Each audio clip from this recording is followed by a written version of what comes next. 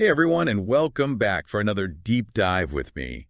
We love to dig into some interesting sources here, and today we're taking a look at a Spanish language radio program from July 2024, all about cybersecurity. Ooh, yeah, I remember listening to that one. Some really interesting stuff in there. Yeah, it really got me thinking about, how much we depend on technology these days and what happens when it fails. Right, and that's exactly what they talked about on the show, because remember that massive disruption back in July? Oh yeah, Friday, July 26th, I think it was. Yeah, that's the one. Flights were delayed, airport check-in systems were down, businesses couldn't operate, it was a mess.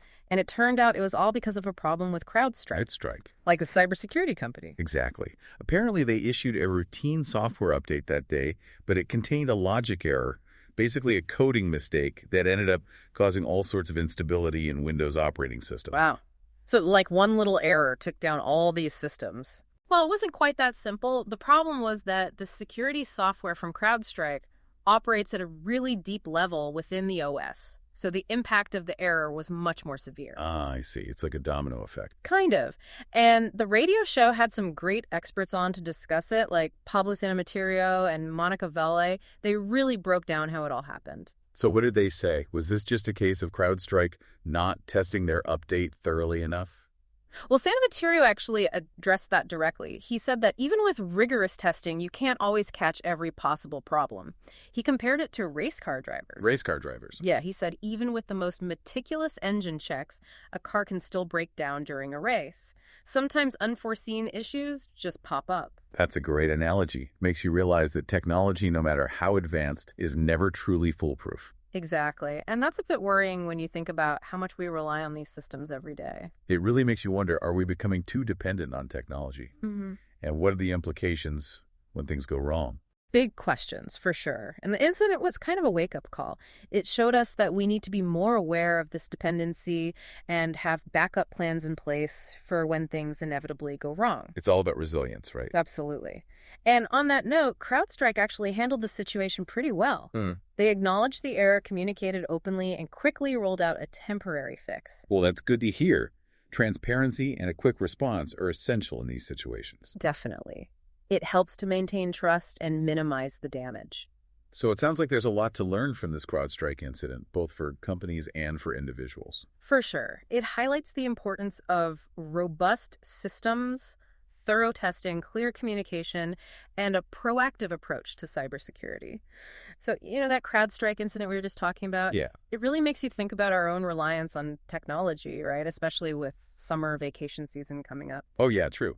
Everyone's traveling and using their phones and laptops more than ever. Exactly. And those devices are just as vulnerable as our home computers. But, a lot of people don't realize that. I know, I've been guilty of that myself.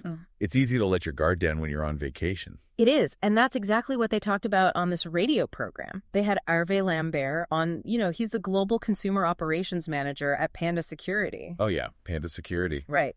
So Lambert was talking about how important it is to stay safe online, even when you're on vacation, especially on your mobile devices. Makes sense. He actually debunked a pretty common myth.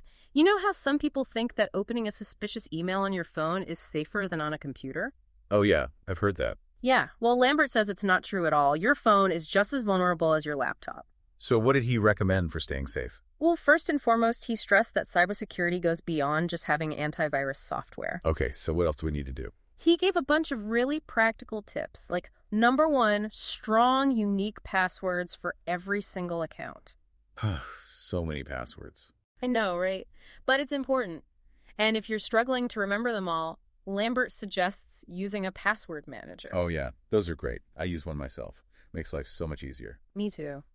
And another crucial tip he emphasized was enabling two-factor authentication. Yes. The good old two-factor authentication. Exactly. It adds that extra layer of security, by requiring a second form of verification, like a code sent to your phone. It's like a digital deadbolt for your accounts. Exactly. And speaking of security updates, Lambert also reminded listeners to keep their software updated on all their devices. Yeah, that's one I'm always putting off. I know it's so easy to hit remind me later, but those updates often contain crucial security patches, so it's really important to install them. You're right.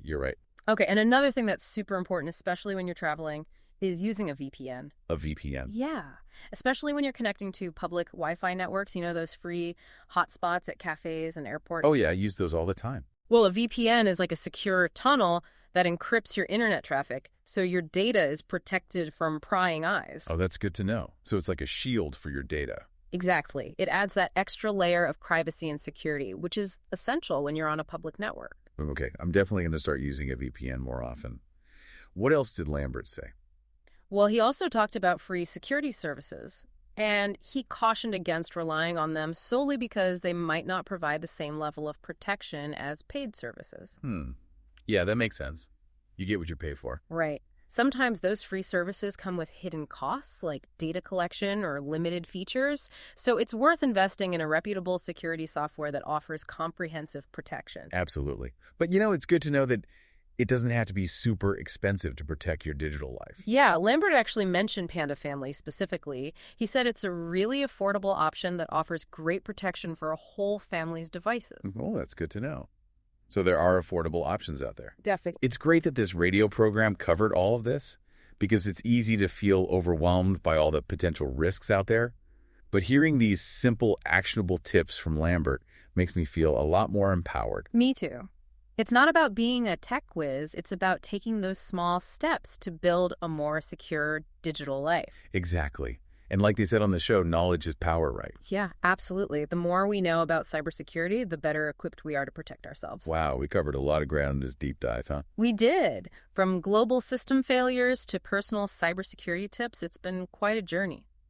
And what really struck me is how it all comes back to this idea of shared responsibility. Oh, interesting. Tell me more. Well, it's not just about companies having perfect systems or individuals being super cautious. It's about everyone working together, like a digital ecosystem. I like that analogy, a digital ecosystem. Yeah, we all play a role in keeping it healthy and resilient. And speaking of ecosystems, Lambert actually made a really interesting comparison during the show. Oh, what was that? He talked about how protecting a family's devices is kind of like building an immune system. An immune system?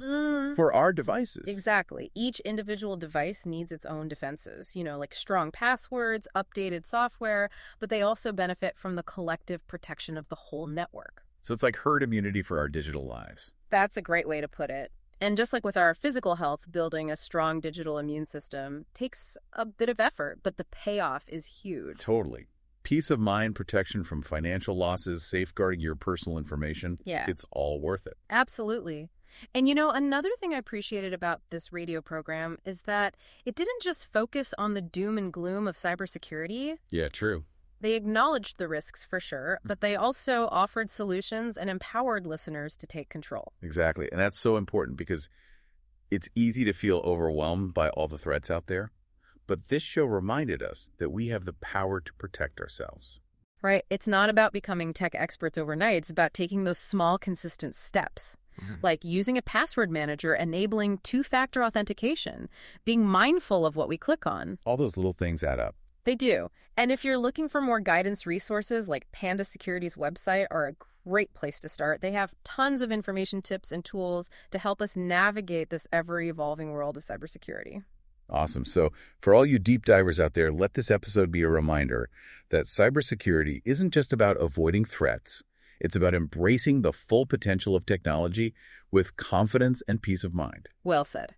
That's all the time we have for today's deep dive. Until next time, stay curious, stay safe, and keep exploring the fascinating world around us.